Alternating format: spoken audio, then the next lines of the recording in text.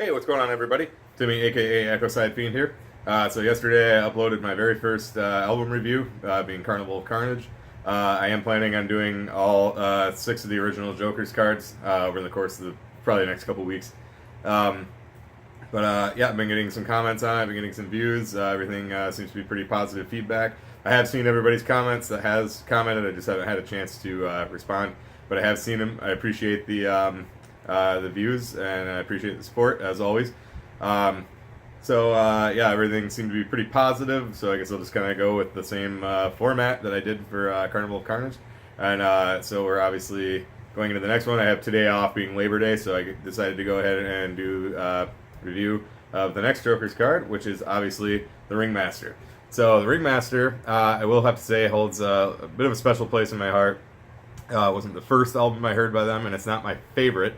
But the first album I heard by them was Carnival of Carnage, and then the guy that was playing him, I was at a little gathering, and the guy that was playing him then played this next. As I've stated, Carnival of Carnage didn't resonate too deeply with me. I didn't think it sucked, but it just didn't pique my interest quite as much as this did. He put this on right after Carnival of Carnage, and within 2 songs, Wax Museum and the Murder Go Round. By the time Murder Go Round was done, I was like, I have to have these guys' albums. Where the fuck can I get them? And as I've said before, at the time we had a Harmony House here in Grand Rapids, and it was right down the road from the house we were at. So we were all crashing there, because none of us were old enough to drink. We were having a few beers, and so we were all staying there. And the next day on my way home, I stopped by Harmony House, and I bought Carnival of Carnage. I bought this, and I reserved Riddlebox. So like I said, this one kind of is special to me just because this is the one that made me say, okay, hold on, I need to find out more about these guys. It was this one that kind of propelled my interest, and Riddlebox that made me say, okay, I'm a Juggalo. I'm down with these guys for a long time. So, and I still am today. So before we get into this, I do want to talk about the logo on the front, the Ringmaster design. I think this is the absolute coolest logo that ICP, Psychopathic, Juggalo, related, whatever, the coolest logo that ICP has put out. I love it. I think it represents them perfectly. It's got the carnival look that obviously goes with the theme of their music, the imagery in their music. Obviously it's very creepy looking, so it kind of goes with the horror style. I like the forks up, forks down, kind of showing the city. And to me, when I think of like ICP, even though I go to Detroit pretty frequently, I know it's not a shithole. But like when you think of when you put the ICP, the characters, the Dark Carnival and all that, and like what they talk about in their music, it kind of it conjures up an image of like a decaying, crumbling city, and I think that kind of gives that feel, the city feel. I kind of put that together, being as their supernatural lyrics and everything, and the horror inspired. So that kind of makes me think of the city being dark and mysterious and crumbling and all that. So I think it works perfectly. I actually I have a couple shirts of this, and I also have a zip hoodie that a friend of mine actually made for me, because I'd been wanting to get a Ringmaster zip hoodie, and I couldn't find one. I was looking on Amazon, I was looking on eBay, and a buddy of mine named Jeremy, he has a regular job, but he also on his on his own time, right at his house for a second income, he does graphic design, and his company's called Furniture City Graphics. You can print on everything. You can do coffee cups. Actually, if anybody saw that mouse pad, that DC Fago guy, I actually sent that to him. Jeremy actually made that for him. But so the zip hoodie, I went and bought just a blank zip hoodie at Old Navy and gave it to him, and he put the Ringmaster logo on the front so it zips through, and then on the back, he put the vertical Ringmaster, so it looks just like the original shirt.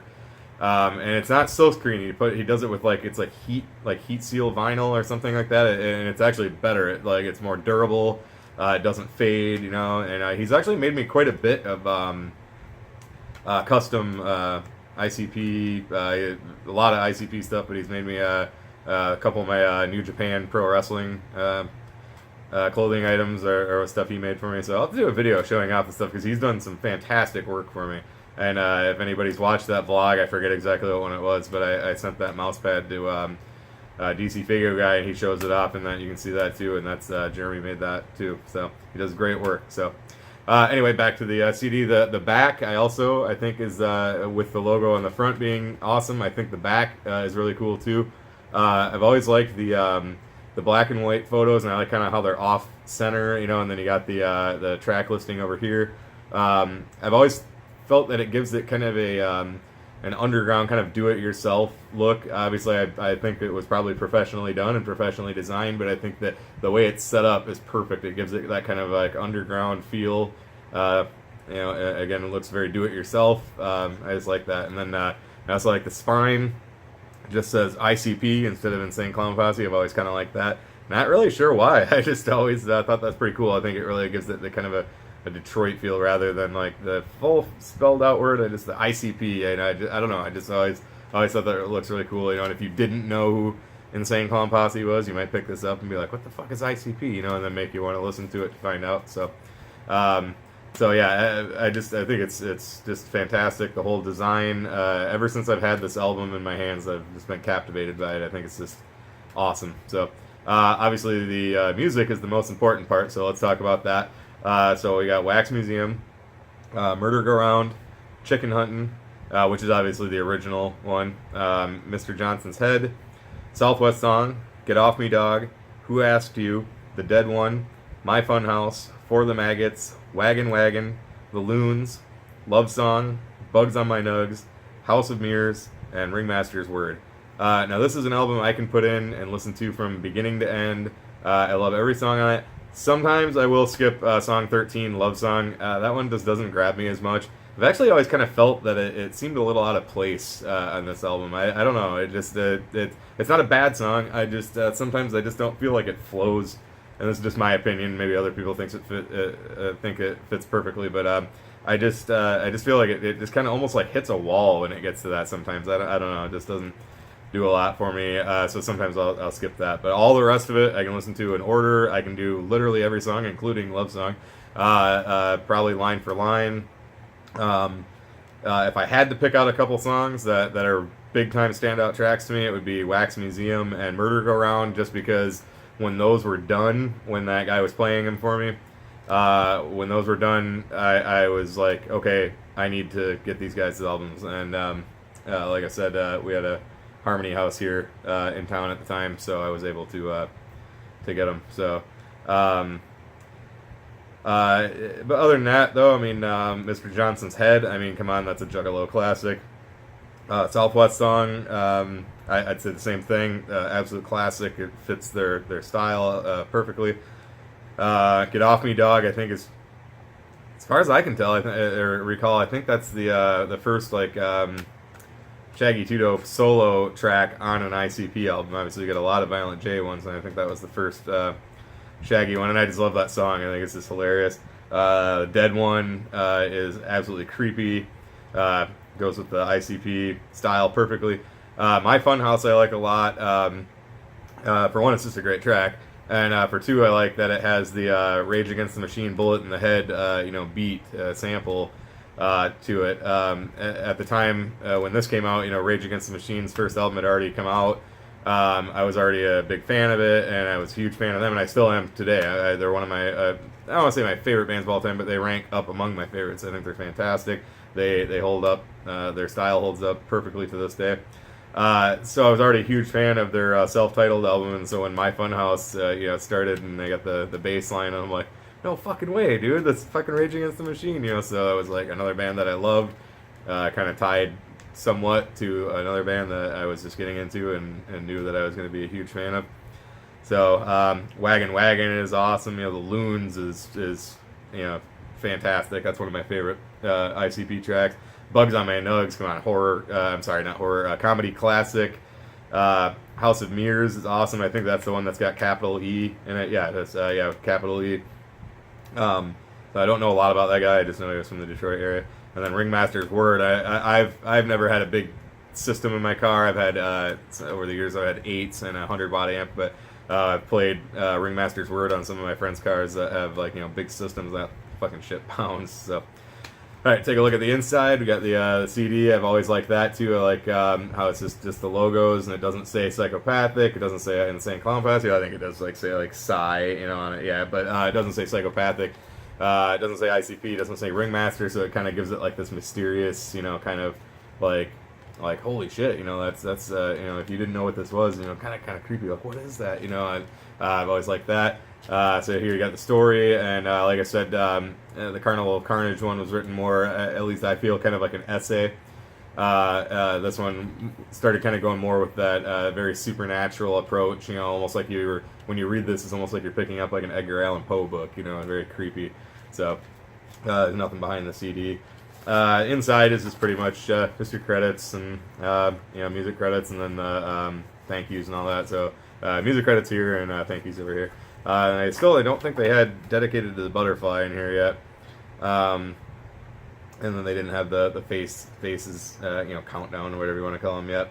I think Riddlebox was the first one to do that. So pretty basic inside, but still just a fantastic album. I would have to give this a solid 5 out of 5. I think every song on here is awesome. Like I said, just sometimes I skip love songs. I just kind of feel it's a little out of place on this album.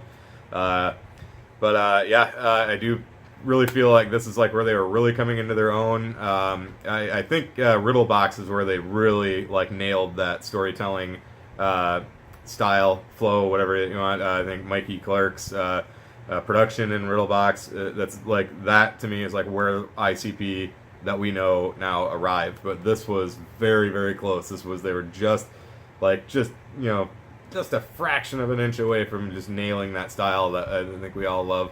And Mike Clark was really getting obviously taking their lyrics and putting them to the music, and he was really getting an ear for what the sound should come through as, and their lyrics were getting more on point, and the storytelling and the creepiness and all that was really starting to come through. Not even starting, I should say. Really, it was already starting to come through on Carnival of Carnage, but really shining through. I should say. On this, and then I think Riddlebox is where it was absolutely nailed to a T. So this was very close to getting that perfect style that really drew me in anyway. So again, 5 out of 5. I can't recommend this enough. If you're a Juggalo and you don't have this, I don't know why the fuck you wouldn't have it. So you need to run out and get it. I don't know if you can probably find this in stores as much anymore, but probably Amazon, eBay, whatever.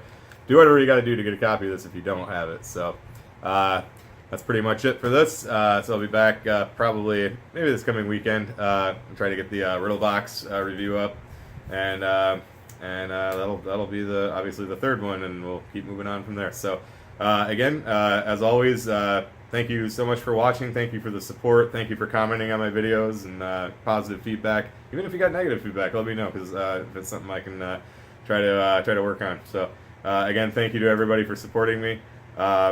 It's been really cool. I wasn't really expecting this much of a response. I know I got a long ways to go to catch up with anybody else, but it really feels like it's moving along, and I appreciate that. So until next time, this is Timmy, aka Echo Side Fiend. Thank you for watching, and I will catch you in the next one.